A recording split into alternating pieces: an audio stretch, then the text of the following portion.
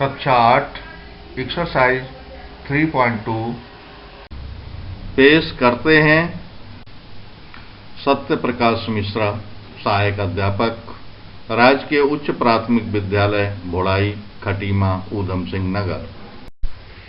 पहला प्रश्न, निम्नलिखित में से x का मान बताइए।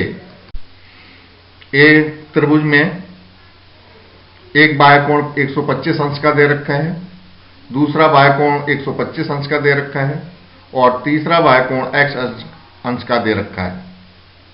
इसमें x का मान ज्ञात करना है। और दूसरे चतुर्भुज में एक बाह्यकोण का मान x अंश, दूसरे का मान 90 अंश, तीसरे का मान 60 अंश, चौथे का मान 90 अंश और पांचवें का मान 70 अंश दे रखा है। इसमें x का मान ज्ञात करना है। अब इसका उत्तर देखते हैं। हम पहले सवालों में देख चुके हैं और हम जानते हैं कि बहुभुज के सभी बाह्यकोणों का योग 360 अंश होता है। इसलिए 125 अंश प्लस 125 अंश प्लस x बराबर 360 अंश। सरल करने पर हमें प्राप्त हो रहा है 250 अंश प्लस x बराबर 360। x का मान निकालने के लिए 250 को जब हम दूसरी तरफ लेके गए तो हमें प्राप्त हुआ x बराबर 360 माइनस 250। इस प्रकार हमको x का मान 110 अंश प्राप्त हो गया। अतः जो x बाह्यकोण था वो 110 अंश का है। बी खंड, हम जानते हैं कि बहुभुज के सभी बाह्यकोणों का योग बराबर 360 अंश होता है। इसलिए 90 अंश प्लस 70 अंश प्लस x प्लस 90 अंश प्लस 60 अंश बराबर 360। सरल करने के बाद हमें प्राप्त हो रहा है 310 अंश प्लस x बराबर 360।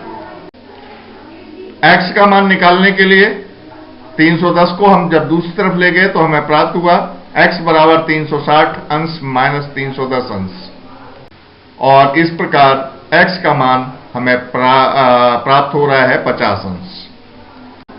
दूसरा प्रश्न है, एक समबाहुभुज के प्रत्येक बाह्यकोण की माप ज्ञात कीजिए जिसकी पहला खंड 9 भुजाएं हों, दूसरा खंड 15 भुजाएं हों।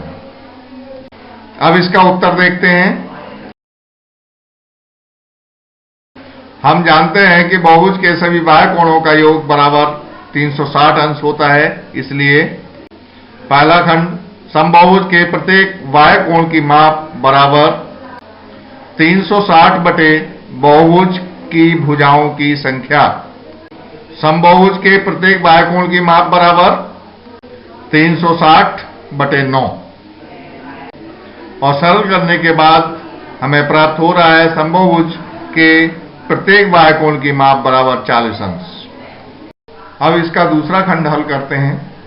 समबाहुभुज के प्रत्येक बाह्यकोण की माप बराबर 360 अंश बटे बहुभुज की भुजाओं की संख्या। मान रखने के बाद हमें प्राप्त हो रहा है समबाहुभुज के प्रत्येक बाह्यकोण की माप बराबर 360 अंश बटे 15 और हल करने के बाद हमें समबाहुभुज के प्रत्येक बाह्यकोण की माप प्राप्त हुई है 24 अंश। तीसरा प्रश्न है, एक समबाहुभुज की कितनी भुजाएं होंगी यदि एक बाह्यकोण की माप बराबर 24 अंश हो। अब इसके उत्तर पर विचार करते हैं। समबाहुभुज की भुजाओं की संख्या बराबर 360 बटे समबाहुभुज के एक बाह्यकोण की माप। मान रखने के बाद हमें प्राप्त हो रहा है समबाहुभुज की भुजाओं की संख्या बराबर 360 बटे 24 और हल करने के बाद हमें समबाहुभुज की भुजाओं की संख्या पता लग गई, यह है 15। चौथा प्रश्न, एक समबाहुभुज की भुजाओं की संख्या ज्ञात कीजिए यदि इसका प्रत्येक कोण 165 अंश का हो। प्रश्न में अंतःकोण दे रखा है 165 अंश। तो सबसे पहले हम बाह्यकोण की माप निकालते हैं कि बाह्यकोण कितने अंश का हुआ। तो समबाहुभुज के प्रत्येक बाह्यकोण की माप हो जाएगी 180 माइनस 165। इस प्रकार हमको समबाहुभुज के प्रत्येक बाह्यकोण की माप पता लग गई, यह है 15 अंश। अब हम समबाहुभुज की भुजाओं की संख्या निकाल सकते हैं। समबाहुभुज के भुजाओं की संख्या बराबर होगी 360 बटे समबाहुभुज के एक बाह्य कोण की माप। तो समबाहुभुज की भुजाओं की संख्या बराबर 360 बटे 15। हल करने के बाद हमें प्राप्त हो रहा है समबाहुभुज की भुजाओं की संख्या बराबर 24। पांचवें सवाल का एक खंड, क्या ऐसा समबाहुभुज संभव है जिसके प्रत्येक बाह्य कोण की माप 22 अंश हो? और इसका बी खंड है, क्या ये किसी समबाहुभुज का अंतःकोण हो सकता है? क्यों? अब इसके उत्तर पर ध्यान देते हैं। सूत्र होता है समबाहुभुज की भुजाओं की संख्या बराबर 360 बटे समबाहुभुज के एक बाह्य कोण की माप। समबाहुभुज की भुजाओं की संख्या बराबर 360 बटे 22 और हल करने के बाद हमें प्राप्त हुआ 16.3636 भुजाएं। चूंकि भुजाओं की संख्या इसमें दशमलव में प्राप्त हो रही है, जो कि संभव नहीं है, इसलिए 22 अंश किसी भी बहुभुज का बाह्य कोण नहीं हो सकता।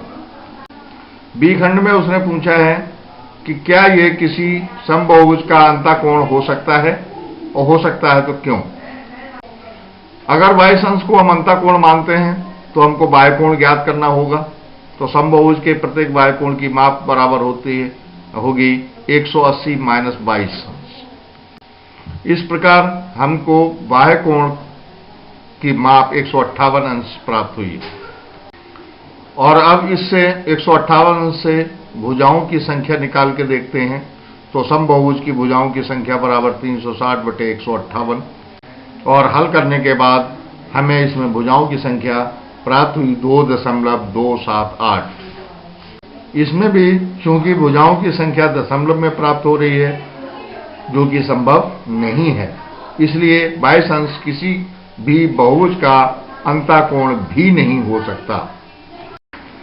छठे प्रश्न का एक खंड, किसी समबाहुभुज में कम से कम कितने अंश का अंतःकोण संभव है और क्यों? बी खंड है इसका, किसी समबाहुभुज में अधिक से अधिक कितने अंश का बाह्य कोण संभव है। अब इसके उत्तर पर ध्यान देते हैं। हमारे ए खंड में हमसे पूछा गया है किसी समबाहुभुज में कम से कम कितने अंश का अंतःकोण संभव है, क्यों? सबसे कम अंश का अंतःकोण ज्ञात करने के लिए हमें ये देखना पड़ेगा कि सबसे कम भुजाओं का कौन सा समबाहुभुज होता है। इसमें देखिए कि सबसे कम भुजाओं का समबाहुभुज समबाहु त्रिभुज होता है, जिसका अंतःकोण कम से कम 60 अंश का संभव है।